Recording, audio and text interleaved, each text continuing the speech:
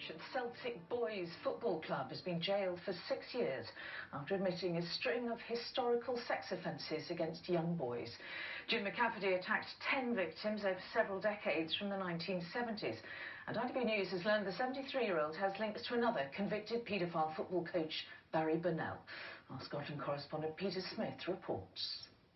Jim McCafferty preyed on young footballers at clubs in Lanarkshire, then at Celtic Boys, inside the training ground, even inside Celtic Park.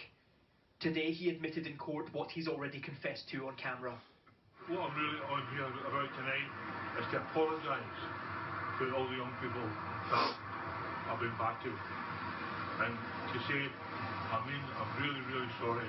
He is now the fourth man connected with Celtic Boys Club to be convicted of historical child abuse, along with the Boys Club founder Jim Torbett, his assistant Frank Kearney, and former chairman Jerry King. Survivors of the abuse have joined to fight for an apology. Andrew Gray died just after giving evidence. His sister is now supporting Kenny Campbell, who was abused for 4 years. We want to ensure that it never happens. That's the bottom line, that's the end game. Again, because this is horrific, what has went on here. Have Celtic helped? No. Celtic? No, not at all. I've got integrity. There's none coming for that, none whatsoever coming for Celtic Park.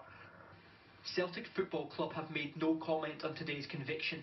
They previously said Celtic Boys Club had nothing to do with them, claiming it was a separate entity. But lawyers representing the survivors say the football club often paid the Boys Club's bills, and this is the Boys Club playing at Celtic Park. Glasgow's Mitchell Library has the archives of the Celtic View. This was the official club newspaper published by Celtic Football Club, and there's a regular column dedicated to Celtic Boys Club.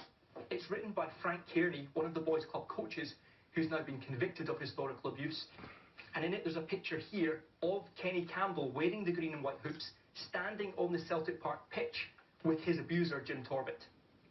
Jim McCafferty also sent players to stay with prolific child abuser Barry Burnell, and the pair were seen together. They were thick as thieves. I know they talked about, all McCafferty wanted to know was who was this, I haven't seen this one before, is this one of your new lads, etc, etc.